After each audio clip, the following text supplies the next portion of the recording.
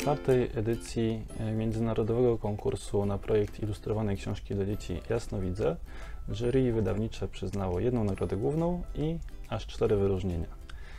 Pierwsze z nich otrzymuje Thea Lu z Chin za książkę My Family's Hair. Drugie Maria Luisa Ut, także z Chin, za książkę Gudu and Guai. I trzecie wyróżnienie trafia do Marii Jose de Teleri z Argentyny za książkę Where. My Family's Hair chińskiej autorki Thei Lu to książeczka o bardzo prostej koncepcji. Pokazuje członków rodziny pod kątem ich fryzur. I właściwie ta prostota i oryginalność pomysłu zachwyciła nas. Również wykonanie, to jak fantazyjne są fryzury różnych członków rodziny i to jak te fryzury i sposoby noszenia włosów pokazują ich charakter, zainteresowania. Jest tam siostra bohaterki, która codziennie zmienia swoją fryzurę, układając swoje włosy na kształt tego, co akurat lubi danego dnia jeść. Jest tata, który strzyże się co roku inaczej, w zależności od tego, jaką akurat ma ważną misję w życiu, czy na przykład wujek, który pracuje gdzieś w jakimś open space'ie, w małej przegródce, a w głębi duszy jest rockmanem i wyraża to właśnie swoją niestandardową fryzurą. Narracja ukazana jest z perspektywy małego dziecka, które trochę fantazjuje, trochę sobie dopowiada.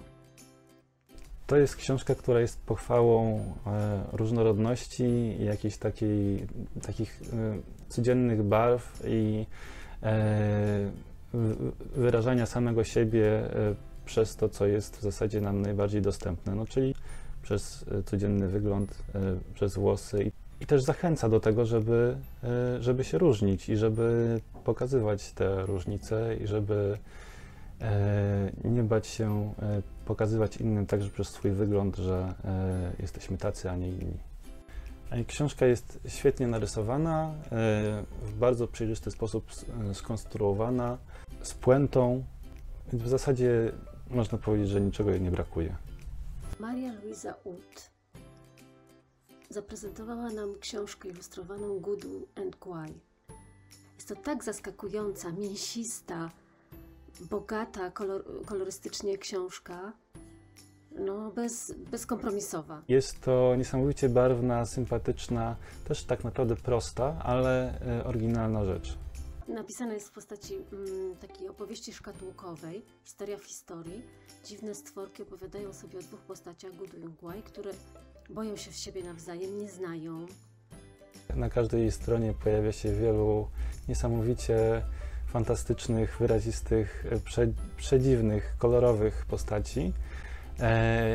A 2 z tych postaci, główni bohaterowie, Gudu i Guai, to postacie, które chociaż w zasadzie na tle całej tej gromady nie wydają się specjalnie dziwniejsze od pozostałych, to tak się im wydaje, że są dziwniejsze i z tego powodu zamykają się w sobie.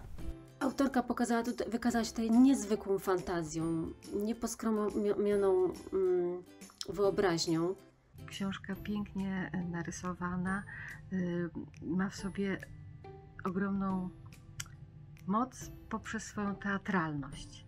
Książka, która zachęca do tego, by zrzucić maski, które często na siebie nakładamy, chcąc skryć to, co wydaje nam się w nas brzydkie i nie do pokazania. Tak naprawdę jest fajne może i interesujące i takie prawdziwe. Dla nas wydała nam się dosyć egzotyczna i oryginalna w stosunku do tego, co widzimy na rynku polskim. Bardzo nam się podobała. Książka Where, czyli Gdzie, Marii Jose de Telera z Argentyny, to taki troszkę protokomiks. Bardzo prosty projekt, gdzie mamy tylko 2 bohaterów, pana i jego psa, w bardzo skromnym otoczeniu i też przedstawionych bardzo prostymi, ograniczonymi środkami graficznymi, ale zarazem w bardzo prawdziwy sposób. To jest książka właściwie o takiej codzienności pana i jego psa, gdzie w zwyczajnych, najprostszych, codziennych sytuacjach dostajemy jakiś taki bardzo prawdziwy i też zabawny, z dużym poczuciem humoru zrobiony portret tych dwóch bohaterów. Te postacie dialogują ze sobą, obie poszukują, każda szuka czegoś innego, jest to trochę taki quid pro quo. Co jest zachwycające w tej książce, to że obie są równie ważne, perspektywy i psia, i człowiecza, i jakby dopełniające się.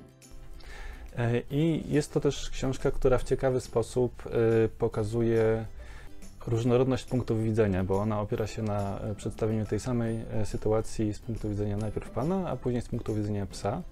Myślę, że w książce dla dzieci to bardzo ciekawy zabieg, który może być też punktem wyjścia do myślenia i rozmów o tym, w jaki sposób różne osoby postrzegają tę samą sytuację. Książka narysowana bardzo wrażliwie, bardzo trafnie oddany każdy gest, każdy grymas twarzy. Prosta chwila, niewielki wycinek dnia opisany z perspektywy pana i psa wywołuje same ciepłe, same dobre uczucia. Bardzo nam się podobała. Wyróżnienie specjalne postanowiliśmy przyznać projektowi Krowa i Krówka Michaliny Mosurek.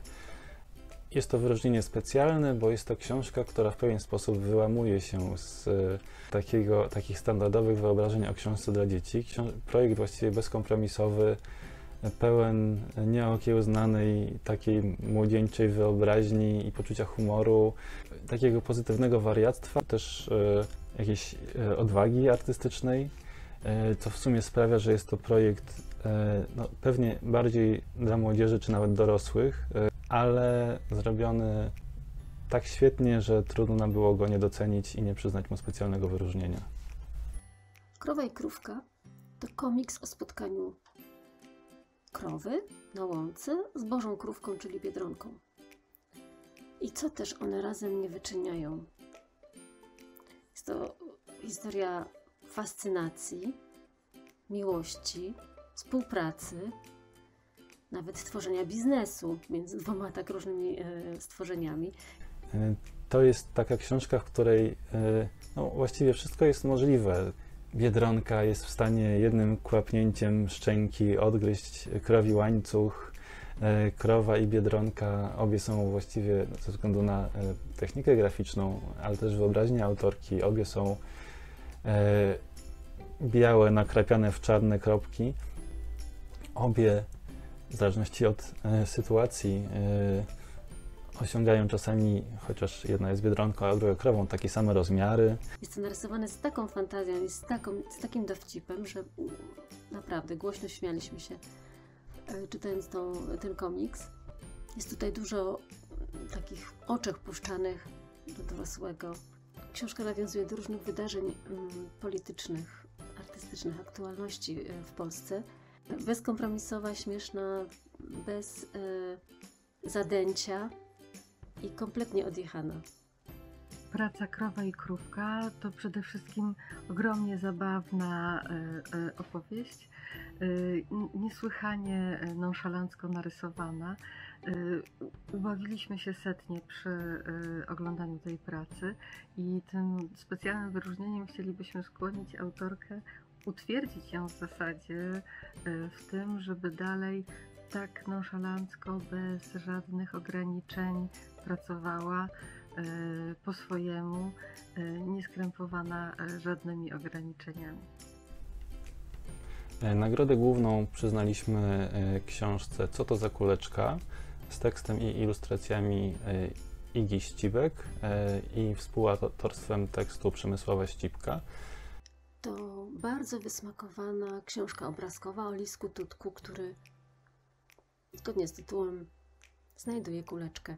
Lisek jest bardzo puchaty, nie można sobie z tą swoją puchatością poradzić. I ta książka jest bardzo rozbrajająca, właściwie tekst bardzo lapidarny, trochę obok ilustracji. Książka o odnajdywaniu siebie, o dzieleniu się sobą. Praca Co to za kuleczka już przy pierwszym przeglądaniu projektów zwróciła na siebie uwagę swoją ogromną elegancją graficzną i takim bardzo ciepłym, prostym przekazem w sam raz dla dzieci. Bardzo umiejętnie zostały wykorzystane oszczędne środki graficzne, ograniczona paleta barw, bardzo wyrazista koncepcja i styl wizualny, który nie jest opatrzony, nie podąża za jakimiś popularnymi teraz modami, jest wyrazisty i na tle takiego współczesnego pejzażu polskiej ilustracji oryginalny. To jest bardzo harmonijna książka, wszystko jest tutaj na swoim miejscu, niczego nie jest za dużo. Jest to właściwie książka, można powiedzieć, gotowa do wydania. Dlatego zdecydowaliśmy się przyznać jej nagrodę główną.